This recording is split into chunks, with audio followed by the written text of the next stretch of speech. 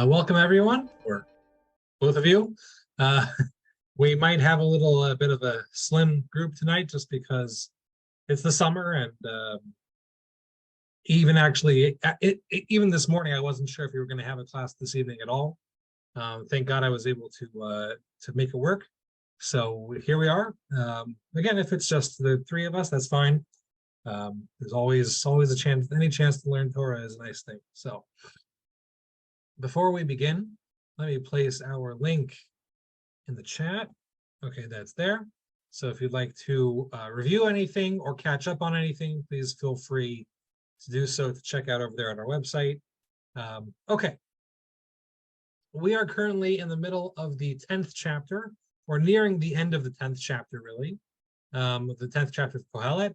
And we've been discussing a very interesting thing where we saw a couple weeks ago how he went on this series of questions and got into a topic that is a little controversial, if you will. The question, the main thrust of the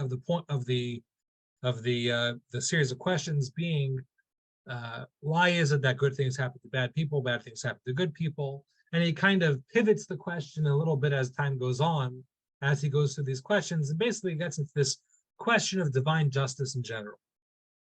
How it makes sense that things happen. Why is it that the very thing that people dedicate themselves to is the thing that ends up being their own downfall? He had a bunch of cases of that. Person's tearing down a wall, and a snake jumps out and bites them. Person's digging a pit and falls into it and gets hurt. Right. So those are our cases. That's the number of cases he brought. A number of these situations where somebody who's doing something that they've dedicated themselves to is actually put into danger by that thing. And again, he pivots the question a little bit after that, and he says, what's the point really of being prepared for anything at all?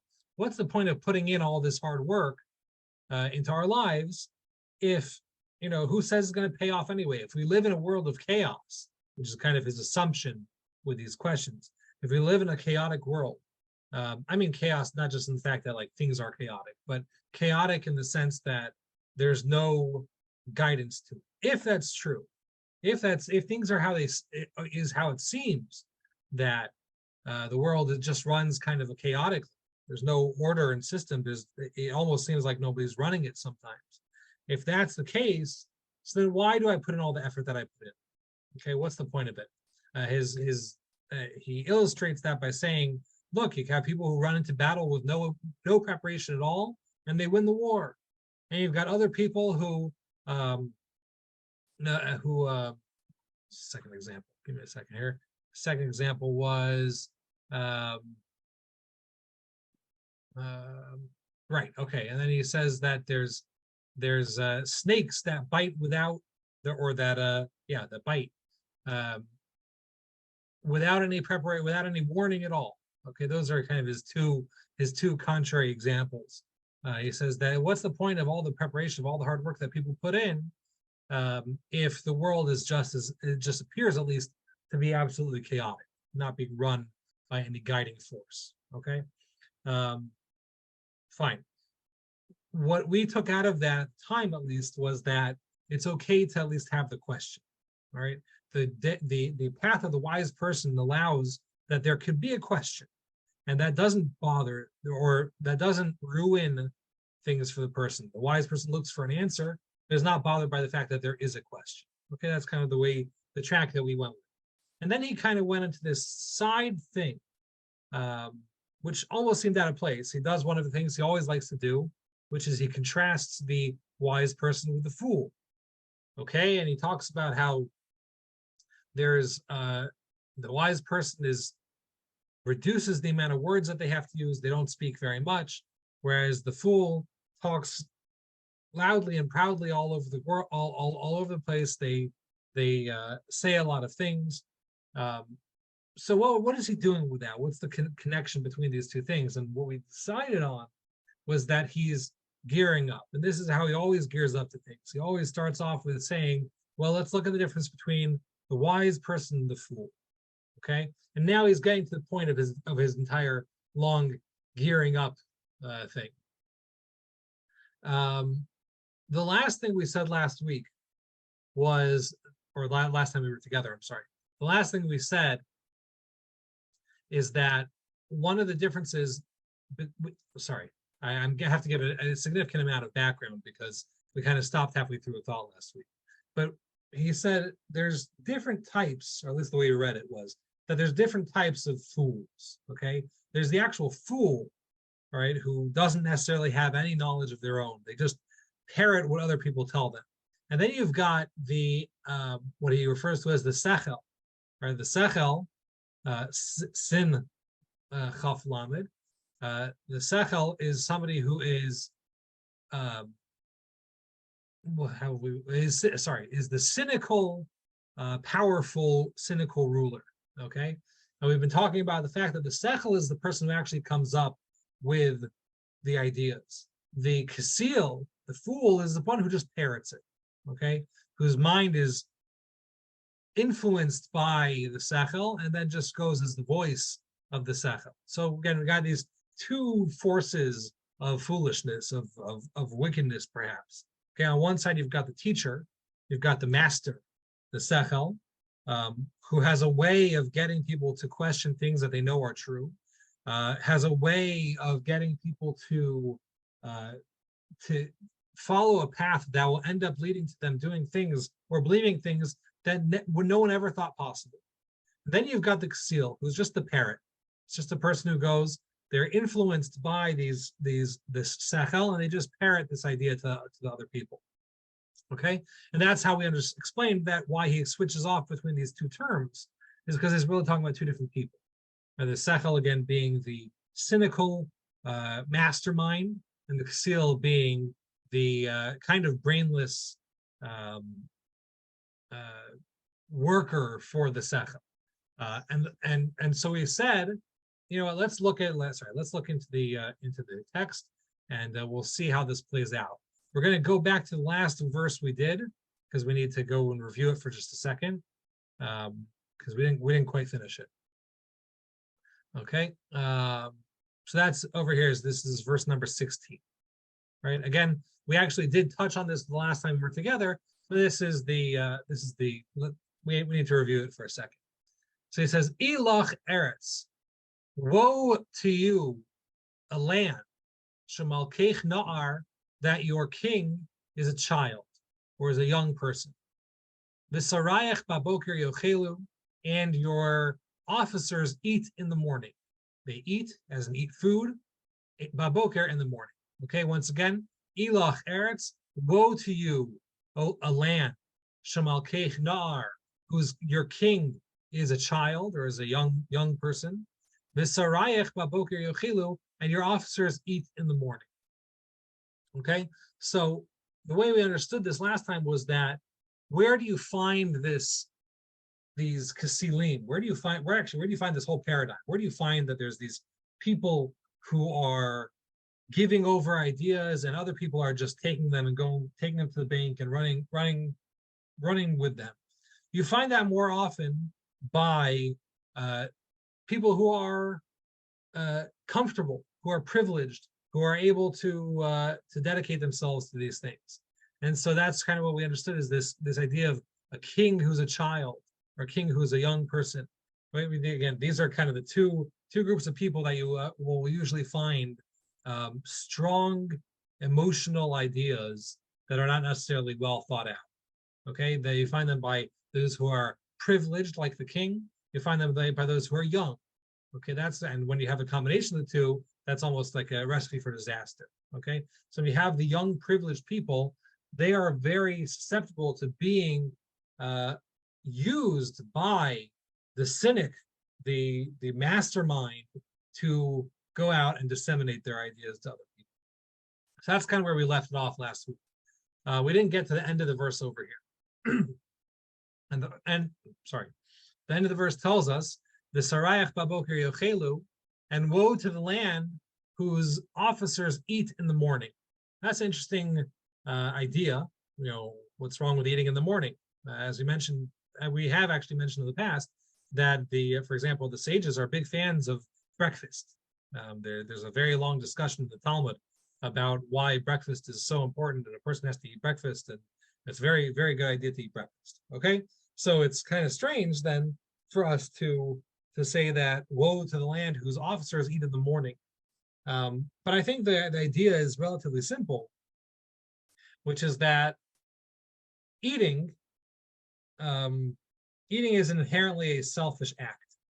Not selfish in a bad way necessarily, but there's nobody else who benefits from your eating, right? You eat, you enjoy. Nobody else gets anything from you eating. Everyone has to do it. We must eat. It's necessary. In fact, it's a wonderful thing. I personally love food. I love the cooking of food. I love the opportunity to eat food. I love food. But in the end, eating is a selfish action. Again, that's not selfish in the bad form of the word selfish. That's just, it only affects the person who's doing it. When you have an officer who's working, a government official who's working for other people, their job is to service the country, is to service the people that they govern. When they're eating, they're not servicing the other people. They're not doing things for other people. They're doing a selfish act as opposed to a selfless act or an act for other people. So if the officers eat in the morning, that means that they put their selfish needs before other people. That's when selfish, selfish, that's not a bad word, turns into selfish, that is a bad word. That's when they are overly focused on themselves to the detriment of the people that they work for. When you have the sarim, when you have the officers putting their selfish needs early, meaning early in the day, they put their needs first, that is where you run into a problem. That is a government that's not working for the people, it's working to line their own pockets. Okay, so woe to the land that has these two things. Number one, it has this easily influenced, foolish, childish, overly privileged leader. And its government officials eat in the morning, meaning they put their needs, they put themselves before anybody else. Before anybody else's needs, their breakfast takes precedence. Okay, so now let's see the contrast, right? What are we doing over here? We're really just seeing a contrast. And that takes us to this week's first verse. Okay, again, that last verse was last week's verse. Let's take this verse over here, verse number 17. And the verse tells us like this: Ashreich Eretz, praiseworthy is the land. Praiseworthy are you, the land. Shemalkeich ben Chorim, that your king is a ben Chorim. I'm afraid to translate that yet, and we're going to see when we get into the explanation why that's so difficult of a word to translate. Okay, so Ashreich Eretz, again, praiseworthy is the land. Shemalkeich ben Chorim, that your king is a ben Chorim. V'sarayich ba'it yochelu, and your officers eat at an appropriate time. Bigvura, with strength, v'lo vashati, and not with shati, literally not with drink. Okay? All right, let's read that one more time. We always read the verse twice. Ashreich Eretz, praiseworthy are you, a land. Shemalkeich ben Chorim, whose king is a ben Chorim. V'sarayich ba'it yochelu, and your officers eat at an appropriate time. Bigvura v'lo bashati, with strength and not with drink. Okay, so there's a couple non sequiturs over there. So let's take this piece by piece. Number one is I want to translate a couple terms over here. Ashreich. So the root over here is asher or ashrei, which presumably is a pretty common or recognizable word for a lot of people. Ashrei being one of the most well-known prayers that we have in our tefillah, in our book of prayers in the Siddur. So Ashrei is often translated as praiseworthy. That's how I translate it right now. I don't actually love the translation of praiseworthy. I guess praiseworthy is okay. It's not praised. It's not that the land is praised. We're not actually praising. When we say that something is ashrei, it does not mean that they are praised. I guess praiseworthy is an okay translation. So let's go with that, because an ishur, which is again that's the aleph shin resh, is the root of that. Ishur means to be verified or uh, confirmed. Okay. Let's see what Fisher says as forward striding. That's interesting. Okay. I see where he comes from. Okay. So let's address that for a second. Jacob just threw into the chat over here that Rabbi Fisher, and I guess in probably the Tehillim class, in the Psalms class, that this kind of filled the space of, this class filled the space of, explained that it's forward striding. So that depends on what the root of the word ashrei is. I'm going there, and you will find if you go through the sources that there are two different explanations of what ashrei means. Specifically, what's the root of the word ashrei? That's where it boils down to. He's going with the understanding the root is the letters yud shin resh, which the yud falls away if you whatever. The laws of Hebrew grammar are pretty complex, but there would be an invisible yud over here, and yashar means to go straight. So ashrei means it moves in the straight line, or forward striding, as Jacob pointed out. So that is definitely a way to read it. That's how quite a number of commentaries explain it. Not over here actually, but they explain that in Tehillim in a number of places. I've always appreciated the sages have mentioned this a number of times. They have this discussion shows up a number of times throughout the Talmud. But they explain that the word ashrei comes from the idea of an ishur. An ishur is a confirmation, it's a stamp of approval. Okay. So in fact, you'll find sometimes that a kosher certificate is referred to as an ishur in English, in Hebrew, I'm sorry. So if you have a company that's certified kosher, so they'll have an ishur of kashrut. It's one of the words that's used. In other words, an ishur is a confirmation you're allowed to do something. You are good to go, right? It's your notary public, so to speak. So ashrei would mean that something is worthy of praise. It's confirmed as something that is good to go. Okay. So in other words, in the sense of when we use it in tefillah, we say ashrei yoshvei beitecha, that those who sit in the house of God are ashrei. That means that, either, as Rabbi Fisher explained it, they are moving forward. They are doing something with their lives. From the other explanation would be that they are doing the right thing and they are worthy of the steps that they're taking, or they're worthy of praise. Is again how we use it, kind of colloquially. Again, is that exactly what the word means? Not necessarily. Another case where this shows up, for example, is I don't know if you've ever been in the synagogue and you hear somebody gets called to the Torah, and person walks away from the bima, and everyone says shkoyach, right? Shkoyach. That's a very common phrase. Shkoyach is a Yiddishized, really kind of messed up way of saying yishar kochech. So what's yishar kochech? Yishar kochech means your strength should be either yishar, as in go straight, meaning you should take this strength and move forward with it, or it's we're going to have an approval of what you've done. Your power, your strength has been approved, meaning you've done a good thing. This is where the Talmud gets into the discussion, because it says when Moses is given the command to replace the tablets, to write it to engrave a second pair of tablets. It says the tablets asher katavta, the tablets that you wrote.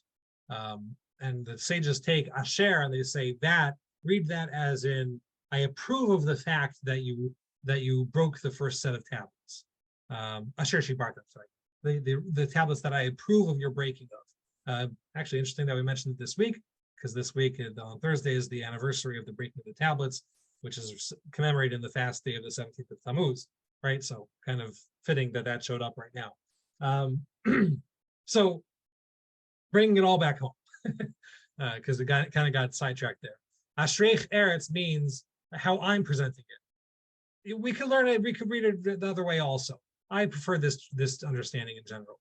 Ashreich Eretz means this land is doing the right thing. We got a thumbs up for a land whose king is a Ben Chori. And here we have another phrase where we need to get into the weeds a little bit. Because if you look at the words of the sages, if you look at Talmudic texts, you will see the phrase Ben Chorin, actually usually with a nun at the end, just because it's Aramaicized, it's presented in Aramaic, usually meaning a free person, okay? Chirut, in modern Hebrew, in Talmudic Hebrew, always seems to indicate freedom or liberty or that general sense, okay? The problem is it does not seem to indicate that throughout the Tanakh, throughout the text of the Tanakh. It doesn't actually seem to indicate that. This is one of basically 3-4 examples in the entire Tanakh where the phrase even shows up in any context at all, where the shoresh, where the root ever even shows up. So, you know, we're looking at basically our lone sources. And none of the commentaries understand that Ben Chorim means a free person. In fact, almost all of them understand that a Ben Chorim is some sort of noble person. Basically, again, I'm trying to tread carefully over here, just because we're looking at a very unique root. So whenever you're looking at a very unique root, you don't really have much to base it on. So Mitsuda over here, which is one of our commentaries that we like to go to, particularly for word translations, the Mitsuda states that, look, it's used elsewhere, it's used in the book of Nehemiah. Okay, Nehemiah, referring to the times of the building of the second temple, he says that when he got permission to go and begin the building of the second temple, Nehemiah himself, when he went to go and start rebuilding the second temple, or building the second temple, I'm sorry, he did not go and talk to his ministers and noble people and bricklayers, and he didn't talk to any of them first. He just went directly to the king, got a stamp of approval, and walked and came back and said, all right, let's get building. All right, let's look at the verses over there. I believe it's the 7th chapter of Nehemiah. You'll find that that's basically the story.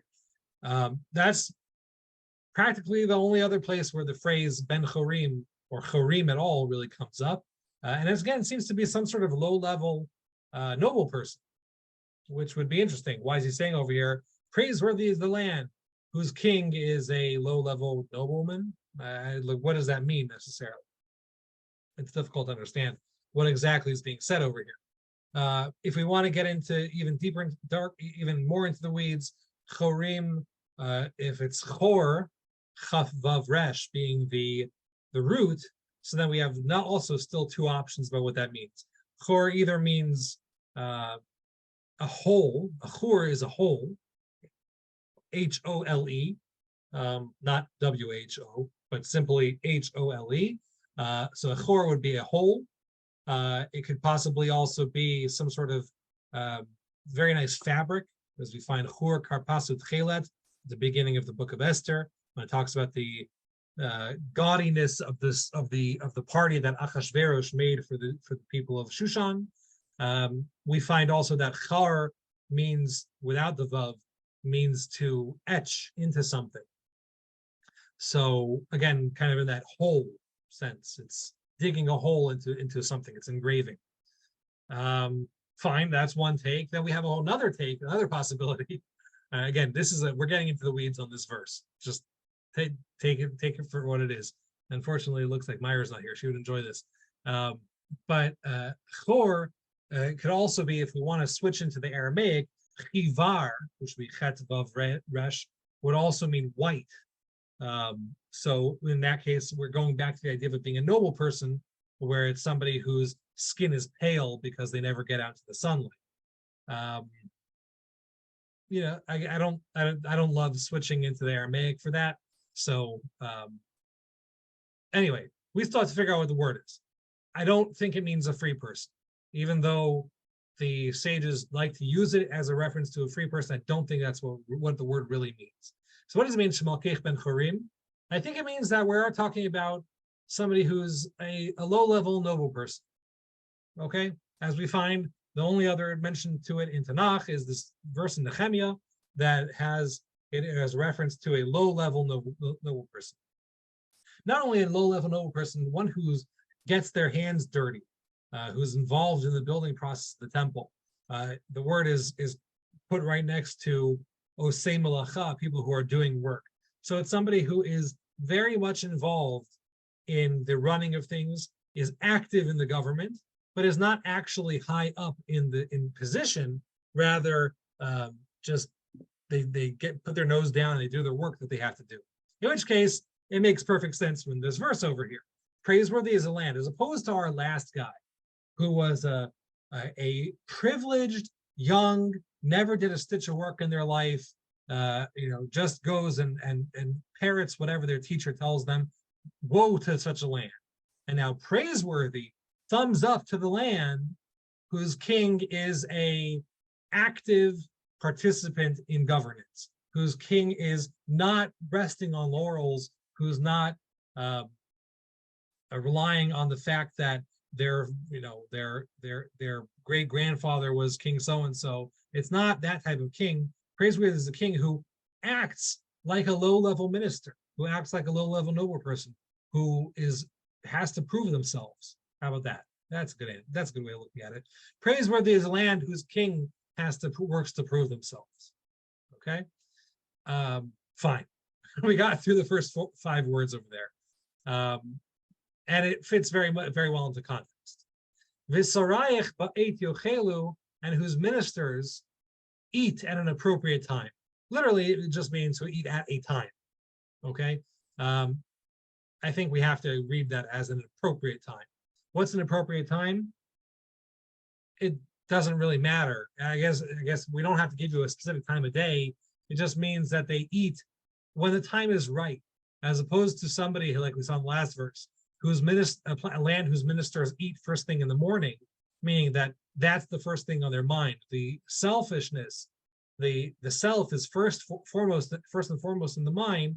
So on the contrary, over here we have a land whose ministers eat at a time. They have a time to eat. It's not that we eat when first thing in the morning. They have a time to eat. The sages, again, kind of jumping off of this idea, they say that they have a list of rules for Jewish judges. Okay, we don't have really many Jewish judges nowadays, but there used to be times when we had court systems that were actually quite powerful. So our courts were supposed to be, and often were, managed by the righteous people. Okay, unfortunately, it didn't always happen like that, but usually the courts were run by righteous Torah scholars. So when you have that, the sages say, look at this verse, it tells you there's a specific time that a person should be eating. And it said, or specifically these leaders. Leaders should choose an appropriate time to eating, and the sages' understanding is to eat just before noon. That's when they would eat breakfast. In other words, you take care of the communal needs first, and eventually you get to breakfast. Does that mean you can't eat breakfast until that time? Not necessarily, but you make sure that everything's out of the way first. So, like, kind of in the same sense, from a halachic perspective, a person has to make sure, if a person has a pet, so halachically they have to make sure that their pet is fed before they eat. It's halachically inappropriate to eat before you feed your animals. So if a person's a farmer, by the way, that's a lot of work. They have to make sure that all their livestock and everything is fed before they go and eat their own breakfast. The idea is that a responsible person makes sure that other people's needs are taken first. There's nothing wrong with eating breakfast, right? There's nothing wrong with taking time for yourself and making sure that you are well nourished. But if you're a responsible person, if you're responsible for others, your responsibility requires that you take care of them first and you take care of yourself second. Are we talking about every individual? No, we're talking about people who are in charge of others. So Visarayach, Malkeich, right? These are people who are, their position requires that they are there for other people. In that case, We want to make sure that they have that mindset like a Ben Chorim. They have that mindset kind of like a low-level noble person who has to prove themselves. And they set aside a time to eat, but it's not the first thing in the morning. They take care of other people's needs first. Okay? And he says, to end off the idea, when they eat, bigvura, it is with the intention to create strength, to give them the ability to do their job better. Velo vashiti, and not literally with drink. Almost, and in fact, every single commentary that I saw explains lo vashiti means not with drinking. So in other words, you don't want your government officials to be drinking on the job, right? Perhaps there's a time for that, especially older times when there was a lot more alcohol being drunk because the water was no good, right? So definitely they would drink all the time, and had a much higher tolerance for alcohol. But that's not how these people, praiseworthy of the land or thumbs up to the land, that it's government officials are not on the take. In other words, they're not doing things to line their own pockets. They're doing things for the right reasons. They're doing things because they want to service their constituents better. I think it's interesting that the word is vashiti and not vashtiya. Usually you would expect there to be a yud at the end of it. Shtiya would mean drinking. In fact, it kind of bothered me that all the commentaries learned vashiti as being drinking. In the context, it does make sense. We're talking about eating, so we're talking about drinking, right? Makes sense. However, I think there's another way to read the word vashiti.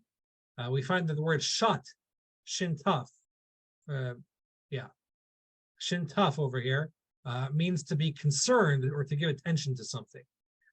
So for example, by the plague of the blood, the first plague in the land of Egypt, it says that after Moses went, or actually technically Aaron went and or spread his hands over the waters of Egypt, all of the water turned to blood, and Pharaoh calls in his magicians, and they're able to do it too. They took water and they turned it into blood, and so Pharaoh was not unimpressed. It says lo shatli bo gam lazot. He did not pay any attention to this either, because he saw that we could replicate this ourselves, which there's plenty to talk about just on that, when what's going through Pharaoh's mind. But the idea is shat over there is used as reference to concern. They don't think about it. He didn't think about it. He didn't give it a second thought. So I would say that I would really read this word like that. I think it's almost a mistake, just because we're talking about food, to think that shati necessarily means drink. I think it could possibly mean that bigvura velo vashati, they eat for the purpose of gaining strength, not with concern, not with attention. They don't give attention to the food. You want your government officials to be focused on their job of making the best for their constituents. You don't want them to be using their position to get goodies. Unfortunately, I think we live in a time, or we live in a culture where that's the assumption. Right? If somebody goes into government work, especially high levels of government work, they're going to get the best of the best, right? I remember it's always every president. There's always a discussion of what thing that they put into the White House when they moved in. This president put in a mini golf course, and this president put in batting cages or whatever. There's always, and the other side always is like, oh, this president's no good. See, they're taking the people's money and using it for their own fun. And why are we taxpayer paying for this? It's a good question. That's a good question on all sides, right? In reality, I think, here we go, it's also the 3rd of July. So I guess two things happening this week. We've got the 17th of Tammuz. We've also got Independence Day. So when the founders of the country, of the United States of America, created the country, part of the point was to very much limit the take of the government officials, right? It's that people should not want to work in the government to get rich. They should be working in the government to do work for the people. It should be a selfless act. Unfortunately, I think we've gone very far from that goal. I think every side of the aisle would agree with that. That it's a known thing. If you want to make it big, and highest levels of government, there's a lot of money to be made. You look at people who are in government forever. I'm going on a tangent, I know, but the people who are in government forever somehow, what's the salary for a senator? $100,000 or something like that. How do they afford 7 mansions, all over their state? Clearly there's more money to be made than just the salary. So praiseworthy to the land who doesn't have that. When they eat for the right reasons. They don't focus on the food. They focus on getting the work done. They are ben chorim. Again, they have that mentality of, I'm here to do my job. I'm not here to make the big bucks out of it. So again, praiseworthy is to such a land. All right. So we've got these two paradigms of rulership. We've got on one side the ruler who is a faux intellectual, just parrots what other people tell them. They think they have the answers to everything. They're because somebody once told them something. They have all the phrases, they know all the lingo, all the jargon that they need to make it come across that they are wise, smart people and great rulers. And woe to such a land. Because the land that the ministers put themselves first, who eat their breakfast early in the morning, and praiseworthy to the land whose king is focused on the task at hand, whose ministers are not busy eating, but they eat when they need to. They do it for the right reason, and they don't give too much attention to it. Lo vashiti, they don't give too much attention to it. Okay. This leads us to verse number 18. We are running out of time. I spent a lot of time over there had to get through a lot of what the words mean. But I think it's a good verse. If we don't finish the verse, then at least we will start it. It says, "Ba'atzal tayim yimacha mikareh." This is a very famous verse. It says, "With laziness, the roof will cave in. With shiflut yadayim yidlof habayit." And with low hands, with hands down by the sides, the house will leak. Okay? Leak as in leak water. Okay? So ba'atzal tayim, again, with laziness, yimach hamikareh, the roof will cave in. With shiflut yadayim yidlof habayit, and with lowly hands, with hands kept down by the sides, the house will leak. Okay? There's nothing hidden in this verse over here. This is a very open, clearly stated verse. The roof caves in from laziness. The house leaks because people don't raise their hands to do work. Laziness is the source of why things are falling apart. Now, why is he saying this? Well, what's he saying this in reference to? Keep in mind, the original question was, we live in a chaotic world where anything can happen at any moment, right? People could get hurt any way. People could be victorious without even trying, right? It all seems to be chaos. There's no order or anything to it. So, I mean, that again, how it appears. It would appear that there's nothing governing our world necessarily. So why should I put in the work? He explains, if the roof caves in, well, I could think of any number of reasons why the roof would cave in. The roof could cave in because there's an earthquake. The roof could cave in because there's a terrible hailstorm. He explains, no. The roof caves in out of laziness, right? The house leaks because people don't raise their hands. They have their hands low. Shafel means low down. In other words, when a person says, the world's all chaos anyway, why should I try? They're presenting it as a theoretical argument, as a well thought out argument. The world's chaos. I've really put my thought into this. The world is chaotic. I don't need to put in my effort. I don't need to try hard with what I've got. What's the point of it all anyway? Okay, so that could come off as a logical argument. It's not. It's a cover-up. It's a cover-up for one big, scary 4-letter word, which is lazy. Okay, and at the end of the day, roofs don't cave in because of nothing. They cave in more often than not because of laziness. The house does not leak because of chaos. The house leaks because people are not putting in their work to make sure the house doesn't leak. In other words, the response to what's the point of preparation? What's the point of action, right? If the whole world is chaos anyway, what's the point of action? The response is you're not making a coherent argument. Your argument is not a good argument. The argument is not that the world is chaotic. The argument is that you don't want to do the work. So in other words, this is the response to that claim. Okay, again, the claim being, what's the point of it all? The response is, thank you. You've just proven that you're lazy more than anything else. Okay. Now, this is an interesting back and forth, and it ties in. Unfortunately, we ran out of time, so I'm going to have to come back to this next week. But it ties into these two kings, right? You've got the one king who is all this logical, master of argument and everything like that. That's the guy saying, we live in a world of chaos. Let me fold my hands and watch as the chaos surrounds me. And what's the point of it all anyway? That's the childish king.